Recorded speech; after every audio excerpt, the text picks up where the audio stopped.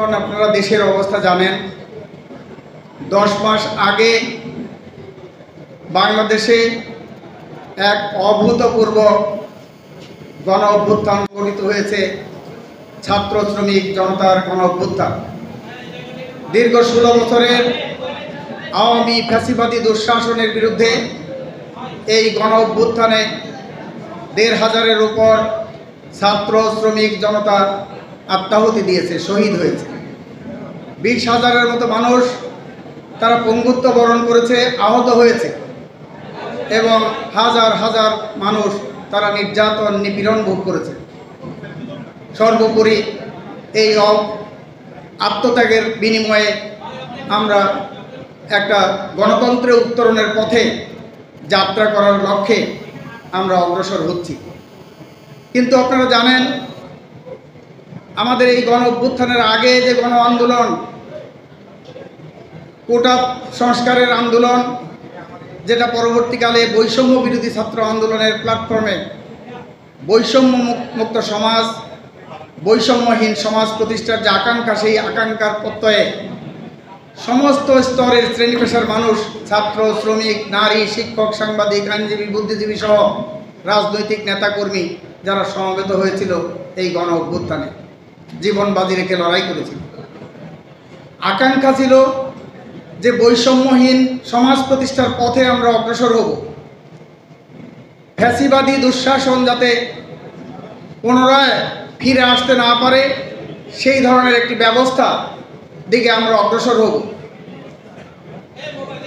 আপনারা জানেন যে বিগত শেখ হাসিনার শাসন আমলে এই দেশের শ্রমিকরা তাদের ন্যায্য মজুরি থেকে বঞ্চিত ছিল, কৃষকরা তাদের ফসলের ন্যায্য মূল্য থেকে বঞ্চিত ছিল, ছাত্র সমাজ শিক্ষাঙ্গনে একটা বৈষম্যের পাহাড় তৈরি হয়েছিল, এবং শিক্ষা ব্যয় ক্রমাগত বাড়ছিল, শিক্ষা সংকুচন নীতিতে দেশ পরিচালিত হচ্ছিল, নারী সমাজের উপর নির্যাতন, নিপীড়ন, খুন, ধর্ষণ সেগুলো মহামারী রূপে দেখা দিয়েছিল। সেই সমস্ত কিছুর অবসান ঘটবে। কিন্তু আমরা লক্ষ্য করলাম যে 10 মাসের এই অন্তর্বর্তীকালীন সরকারের সময়েও আমরা সেই পথে উত্তরণের জন্যে তেমন কোনো লক্ষণ আমাদের সামনে স্পষ্ট হয় নাই। এই অন্তর্বর্তীকালীন সরকার ক্ষমতায় আসার পরেই এখন যে শ্রমিকের অধিকার, বিশেষ করে ডক্টর ইউনূস সাহেব, তিনি সারা দুনিয়া ব্যাপী যে তত্ত্ব ফেরি করে বেড়ান, তার 3-0 তত্ত্ব, 3-0, যে কার্বন ফ্রি, দরিদ্র থাকবে না, বেকারত্ব থাকবে না। তাহলে কার্বন ফ্রি পৃথিবী, কার্বন ফ্রি বাংলাদেশ, সেইটা প্রতিষ্ঠা করতে হলে এখানে জীবাশ্ম জ্বালানি দিয়ে যেই সমস্ত বিদ্যুৎ উৎপাদন কেন্দ্র, সেগুলো বন্ধ না করলে কিভাবে এখানে কার্বন ফ্রি বাংলাদেশ আমরা করব? এখন দারিদ্র্য শূন্য করবে এই অন্তর্বর্তীকালীন সরকারের সময়ে বিগত 10 মাসে সেখানে বিশ্ব ব্যাংকের রিপোর্ট, নতুন করে 30 লক্ষ মানুষ অতি দরিদ্র সেখানে হয়েছে। অর্থাৎ অতি দরিদ্র মানে যেই মানুষের দিনে 200 টাকার কম যারা আয় করে তাদেরকে অতি দরিদ্র বলা হয়। এই 10 মাসে 30 লক্ষ মানুষ নতুন করে, আগের যা ছিল তার থেকে নতুন করে 30 লক্ষ মানুষ অতি দরিদ্র হয়েছে। বেকারত্বের কথা, উনি ক্ষমতায় আসার পরে বিগত ফ্যাসিস্ট শেখ হাসিনার সরকার বাংলাদেশের সর্বশেষ যে রাষ্ট্রায়ত্ত 26টি পাটকল ছিল বন্ধ করে দিয়েছিল। সেখানে সেই পাটকল চালু করার কোনো উদ্যোগ গ্রহণ করে নাই। 6টি চিনিকল বন্ধ করে দিয়েছিল, সেই চিনিকল চালু করার কোনো উদ্যোগ গ্রহণ করে নাই। তাহলে বেকারত্ব কিভাবে দূর হবে? নতুন করে 117টি কারখানা বন্ধ হয়েছে, যেখানে 1 লক্ষের অধিক সেখানে শ্রমিক বেকার হয়েছে। এই ধরনের অবস্থা এখানে বিরাজ করছে। আর বিগত ফ্যাসিস্ট আওয়ামী লীগ সরকার, শেখ হাসিনার সরকার, যেখানে বিগত 3টি নির্বাচন সেখানে জনগণের ভোটাধিকার হরণ করেছিল। প্রথমটা ভোটারবিহীন যে নির্বাচন, সেই নির্বাচন অনুষ্ঠিত করেছিল। 151 জন সংসদ সদস্য দরকার একটা সরকার গঠন করতে, সেখানে 153 জন বিনা ভোটে নির্বাচিত সংসদ সদস্য হয়েছিল। 2018 সালে সেখানে দিনের ভোট রাতের করে নিশি ভোটের নির্বাচন করেছিল। 2024 সালে আমি আর ডামির নির্বাচন করে জনগণের ভোটাধিকার হরণ করেছে, জনগণকে ভোট থেকে বঞ্চিত করেছে। অনির্বাচিত সরকার সেখানে শাসন ক্ষমতায় থেকে ফ্যাসিবাদী দুঃশাসন কায়েম করেছিল। সংগ্রামী বন্ধুগণ, সেখানে জনগণের মধ্যে আকাঙ্ক্ষা অন্তর্বর্তীকালীন সরকার ক্ষমতায় এসে একটা সুষ্ঠু, অবাধ, গ্রহণযোগ্য, অংশগ্রহণমূলক নির্বাচনের জন্য যা যা দরকার সংস্কার করা, অর্থাৎ টাকার খেলা, পেশি শক্তির দৌরাত্ম্য, সাম্প্রদায়িকতা, আঞ্চলিকতা এবং প্রশাসনিক কারসাজিমুক্ত একটা অবাধ নির্বাচনের আয়োজন করা। শ্রদ্ধেয় বদিউল আলম মজুমদার ভাই চলে গেছে, ওনার সাথে আমরা 12-14 বছর ধরে একটা সুষ্ঠু, গ্রহণযোগ্য, অবাধ নির্বাচনের জন্যে কি কি সংস্কার করা দরকার সেগুলো নিয়ে একসাথে আন্দোলন করেছি। উনি সুজনের পক্ষ থেকে করেছে, আমরা রাজনৈতিক দলগুলোর পক্ষ থেকে করেছি। কিন্তু অবাক বিস্ময়ের সাথে লক্ষ্য করলাম, এই মজুমদার ভাই নির্বাচন সংস্কার কমিশনের প্রধান হিসাবে সেখানে নির্বাচনে কালো টাকা, পেশি শক্তির দৌরাত্ম্য বন্ধ করার জন্য কোনো সুপারিশ সেখানে করা হয় নাই।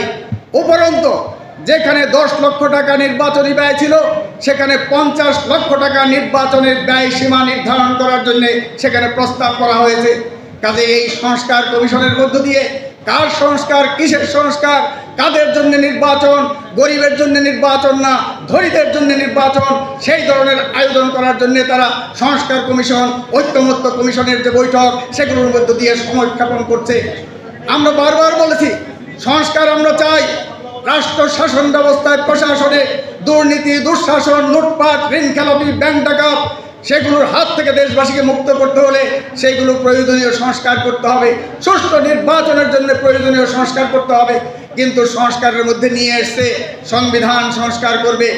মুক্তিযুদ্ধের মধ্য দিয়ে যে রাষ্ট্রীয় 4 মূলনীতি ছিল, যেই 4 মূলনীতি সেখানে হয়েছিল পাকিস্তানে 22 পরিবারের শাসন শোষণের বিরুদ্ধে শোষণমুক্ত সমাজ, সেই অর্থে সমাজতন্ত্র।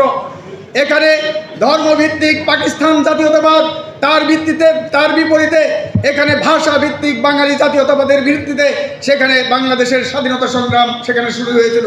পাকিস্তানের 23 বছরের বেশিরভাগ সময় স্বৈর শাসন, সামরিক শাসন তার জাতাকলে নিষ্পেষিত ছিল।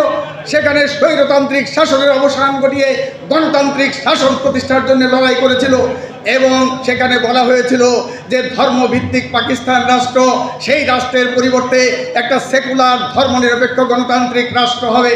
সেই লক্ষ্যে মানুষ মুক্তিযুদ্ধ করেছিল।